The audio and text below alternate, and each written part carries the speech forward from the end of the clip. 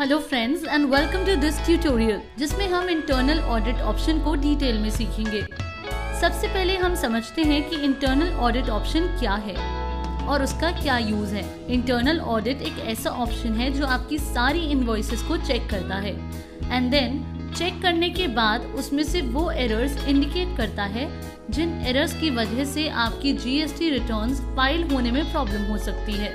तो कोई भी जीएसटी रिटर्न फाइल करने से पहले आपको ये इंश्योर करना जरूरी है कि आपकी किसी भी इनवॉइसेस में कोई भी एरर ना हो। तो आइए देखते हैं कि इंटरनल ऑडिट के थ्रू आप वो एरर्स कैसे ठीक कर सकते हैं। उसके लिए आप जाएंगे फाइनल रिपोर्ट्स में, देन टू इंटरनल ऑडिट और फिर एंटर करेंगे इंटरनल ऑडिट जीएसटीआर मिसमैच पर। यहाँ आप डेट स्पेसिफाई करेंगे कि किस डेट से किस डेट तक की इनवॉइसेस आपको चेक करनी है, देन एंटर प्रेस करेंगे। तो ये है वो सारी इनवॉइसेस जिसमें एरर्स हैं। साइड में सॉफ्टवेयर आपको टाइप्स ऑफ एरर्स शो कर रहा है। सबसे पहले है इग्नोरेबल एरर्स, यानी वो एरर्स जो आप इग्नोर कर सकते हैं। देन है करेक्ट विद रीसेविंग, जिन इनवॉइसेस में इनमें से कोई एरर है तो आप उन्हें सिंपली रीसेव कर देंगे। रीसेव करने पर ये सारी एरर्स ऑटोमेटिकली ठीक हो जाएगी। देन है मैनुअल करेक्शन रिक्वायर्ड, ये वो एरर्स हैं जो आपको मैनुअली ठीक करनी होंगी। अगर आपको इनकी डिटेल देखनी है कि आप इन एरर्स को कैसे ठीक करेंगे तो उसके लिए आप F9 की प्रेस करेंगे। तो इससे सॉफ्टवेयर आपको एरर की डिस्क्रिप्शन शो कर देगा और उस एरर को कैसे ठीक करना है सॉफ्टवेयर आपको पर्पल कलर में शो कर देगा। सबसे पहला एरर है HSN/GST सेव इन नेगेटिव। जैसे आप देख सकते हैं 0015 बिल नंबर पर HSN/GST अमाउंट नेगेटिव का एरर शो हो रहा है। इस एरर का मतलब ये है कि इस सेल बिल में जो HSN है, आपने उस HSN की सेल रिटर्न के बदले में कोई दूसरी HSN की सेल रिटर्न एंट्री कर ली है और इसलिए वो HSN नेगेटिव में जा रहा है। इसे ठीक करने के लिए सॉफ्टवेयर आपको बता रहा है कि डिलीट रिटर्न एंट्रीज। आइए अब हम इस एरर वाले बिल पर एंटर करके देखते हैं कि इसमें क्या मिस्टेक हुई है। तो ये है वो बिल 0015। इस बिल में आप देख सकते हैं कि हमने सेल की थी क्रोसिन की, जो रेड कलर में इंडिकेट हो रहा है। लेकिन 0015 बिल नंबर के अगेंस्ट जो हमने सेल रिटर्न की एंट्री की है उसमें हमने क्रोसिन की जगह क्रोसिन स्प्रे की एंट्री कर दी है और दोनों आइटम्स का HSN कोड अलग अलग है, इसलिए क्रोसिन स्प्रे का अमाउंट नेगेटिव में जा रहा है। इसे ठीक करने के लिए या तो आप 0015 की सेल रिटर्न एंट्री डिलीट कर सकते हैं या तो इस बिल को मॉडिफाई करके जो गलत आइटम आपने रिटर्न ली है उसे ठीक कर सकते हैं। नेक्स्ट एरर है GSTN नंबर का एरर, मतलब wrong GSTN no feeded in party. अब जैसे 003 बिल नंबर पर GSTN नंबर का एरर शो हो रहा है तो इसका मतलब ये है कि जिस पार्टी के लिए ये बिल बनाया गया है उसका GSTN नंबर उसके लेजर में गलत एंटर्ड है। इस एरर को ठीक करने के लिए हम इस बिल पर F3 फंक्शन की प्रेस करेंगे, देन लेजर डिटेल पर एंटर करेंगे और फिर मॉडिफाई पर एंटर करेंगे और इस GSTN नंबर को ठीक कर देंगे। नेक्स्ट एरर है लोकल सेंट्रल। इसका मतलब ये है कि आपने बिल सपोज सेंट्रल पार्टी का बना दिया लेकिन बिल लोकल पार्टी का है। अब जैसे 004 बिल में लोकल सेंट्रल का एरर आ रहा है, ये बिल बना है नराला फार्मा के लिए जो कि सेंट्रल पार्टी है। लेकिन अगर हम इस बिल को ओपन करके देखें तो आप देख सकते हैं सेल टाइप में लोकल सिलेक्टेड है, यानी पार्टी तो सेंट्रल है लेकिन हमने सेल टाइप में लोकल सेट किया हुआ है। इस एरर को ठीक करने के लिए या तो आप इस बिल को मॉडिफाई करके इसका सेल टाइप चेंज कर सकते हैं या तो सिंपली इस बिल को रीसेव कर सकते हैं। नेक्स्ट एरर है सेल टाइप। ये एरर बेसिकली सिर्फ उन मार्ग यूजर्स के पास शो होगा जो इस सॉफ्टवेयर में पहले वैट में बिलिंग करते थे और उन्होंने GST में अपडेट किया है। वैट के टाइम पर जब हम सेल रिटर्न ब्रेकेज एक्सपायरी करते थे, ये सेल रिटर्न की एंट्री करते थे तो उसकी एज अ क्रेडिट नोट की एंट्री होती है और परचेज रिटर्न की एज अ डेबिट नोट। लेकिन GST में अगर हम डेबिट नोट या क्रेडिट नोट की एंट्री करते हैं तो उसके अगेंस्ट हमें रेफरेंस नंबर देना होगा, यानी ये क्रेडिट नोट या डेबिट नोट आप किस बिल के अगेंस्ट ले रहे हैं या दे रहे हैं।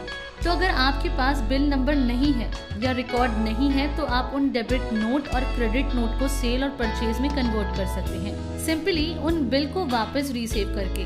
तो इंटरनल ऑडिट में अगर आपके बिल के अगेंस्ट सेल टाइप का एरर शो हो रहा है तो आप उस क्रेडिट नोट बिल या डेबिट नोट बिल को वापस रीसेव कर लीजिए, जिससे कि वो डेबिट नोट या क्रेडिट नोट सेल या परचेज में कन्वर्ट हो जाएगी। नेक्स्ट एरर है ई रिटर्न अकाउंट आउटस्टैंडिंग ट्रांजैक्शन। ये एरर आपको उन बिल्स पे शो होगा जो प्रॉपर तरीके से सेव नहीं हुए हैं, यानी या तो उनके अकाउंट्स पोस्टिंग सही तरीके से नहीं हुए या आइटम के अंदर कोई अलग टैक्स है और बिल के अंदर कोई अलग टैक्स। तो इस तरीके के बिल्स सिंपली रीसेव करने पर ठीक हो जाएंगे।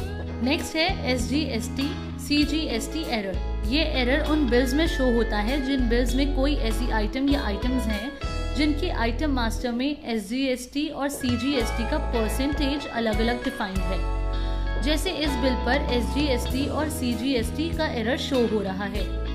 हम इस पर एंटर करके देखते हैं। इस बिल में नीचे आप देख सकते हैं SGST और CGST अमाउंट में डिफरेंस है। अब हमारे बिल में तो क्रोसिन आइटम का SGST और CGST अमाउंट सेम है, लेकिन विक्स आइटम का SGST और CGST अमाउंट में डिफरेंस है। वो इसलिए क्योंकि विक्स के आइटम मास्टर में SGST और CGST का परसेंटेज अलग अलग डिफाइंड है। तो अगर आपके किसी बिल के अगेंस्ट SGST CGST डिफरेंस का एरर शो होता है तो आप उस आइटम के आइटम मास्टर में SGST और CGST का टैक्स परसेंटेज ठीक कर सकते हैं। नेक्स्ट एरर है HSN blank. HSN blank error का मतलब ये है कि आपने उस बिल में कोई आइटम का HSN उसकी आइटम मास्टर में ब्लैंक छोड़ दिया है। तो इस एरर को ठीक करने के लिए आप उस आइटम की आइटम मास्टर में जाएंगे और उस आइटम का एप्रोप्रिएट HSN सिलेक्ट कर लेंगे। नेक्स्ट एरर है HSN नॉट फाउंड। इस एरर का भी यही मतलब है कि आपने बिल में किसी आइटम का HSN उसके आइटम मास्टर में ब्लैंक छोड़ दिया है।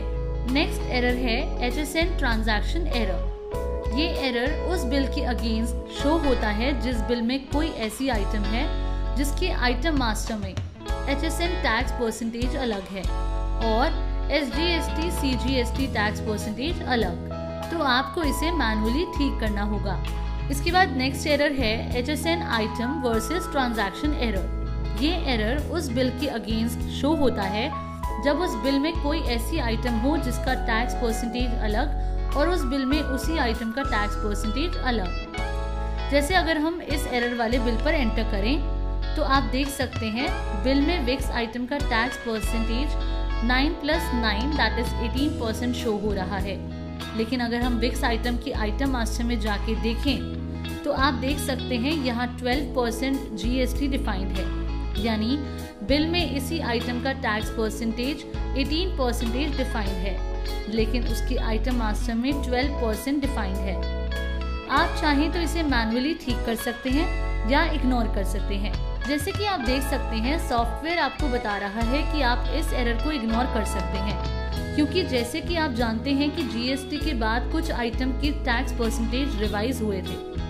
जैसे सपोज 12% वाले आइटम्स 18% के हो गए थे और 18% वाले 28% हो गए थे। नाउ सपोज किसी आइटम का टैक्स पहले 5% था जिसके आपने बिल बना दिए, फिर बाद में गवर्नमेंट ने उस 5% वाले आइटम को 12% कर दिया, यानी उसी आइटम का 12% हो गया। तो जो पुराने सेल परचेज की एंट्रीज आपने की थी वो तो 5% GST के अकॉर्डिंग ही थी, लेकिन उस आइटम का टैक्स परसेंटेज रिवाइज होने के बाद आपने अगर उस आइटम का टैक्स परसेंटेज उसके आइटम मास्टर में चेंज कर दिया है तो पुराने सेल परचेज वाले बिल्स पर ये एरर शो होगा। तो इसलिए आप चाहें तो इन एरर्स को इग्नोर कर सकते हैं। उसके लिए आप यहाँ डिलीट बटन प्रेस करेंगे, देन एंटर करेंगे इग्नोरेबल एरर्स पर। तो इससे जो भी बिल्स पर ये एरर होगा वो इस लिस्ट से हट जाएगा। ये बात का आप ध्यान दें कि वो बिल्स सिर्फ इंटरनल ऑडिट की इस लिस्ट से हट जाएगी, लेकिन वो बिल्स डिलीट नहीं होंगे। आइए अब हम इंटरनल ऑडिट की शॉर्टकट कीज को डिस्कस करते हैं। ये सारे बिल्स को एक साथ सिलेक्ट करने के लिए आप स्टार की प्रेस करेंगे। नीचे आप देख सकते हैं F6 फॉर रीसेव। तो बिल्स सिलेक्ट करने के बाद जब आप F6 प्रेस करेंगे तो ये विंडो ओपन होती है। रीसेव बिल्स ऑप्शन पर एंटर करने पर आपके वो सारे बिल्स के एरर्स ऑटोमेटिकली ठीक हो जाएंगे जिन बिल्स पर ऐसे एरर्स हैं जो रीसेव करने पर ठीक हो जाएंगे। नेक्स्ट आप F7 की प्रेस करके अपने अकॉर्डिंग एरर्स को इस लिस्ट में से फिल्टर कर सकते हैं। जब आप डिलीट बटन प्रेस करते हैं तो आपके सामने ये विंडो ओपन होती है। अगर आप डिलीट सिंगल रिकॉर्ड पर एंटर करेंगे तो जो इनवॉइस अभी सिलेक्टेड है सिर्फ वही इनवॉइस डिलीट हो जाएगी, यानी इनवॉइस नंबर 002 डिलीट हो जाएगी सिर्फ इस लिस्ट से, रिकॉर्ड से नहीं। अगर आप डिलीट सेम एरर्स पर एंटर करेंगे तो जो इनवॉइस अभी सिलेक्टेड है उस पर जो एरर्स हैं वो एरर की सारी इनवॉइसेस इस लिस्ट से हट जाएगी। अगर आप वो सारे एरर्स वाले इनवॉइसेस इस लिस्ट से हटाना चाहते हैं जो रिसीव करने पर ठीक हो जाएंगे तो आप करेक्ट रीसेविंग एरर्स पर एंटर करेंगे। नेक्स्ट है मैनुअल करेक्शन एरर्स। अगर आप उन सारे बिल्स को इस लिस्ट से हटाना चाहते हैं जिनमें मैनुअल करेक्शन की रिक्वायरमेंट है तो आप मैनुअल करेक्शन एरर्स पर एंटर करेंगे। तो फ्रेंड्स, इस तरह हमने इंटरनल ऑडिट ऑप्शन के बारे में सीखा। Thanks for watching.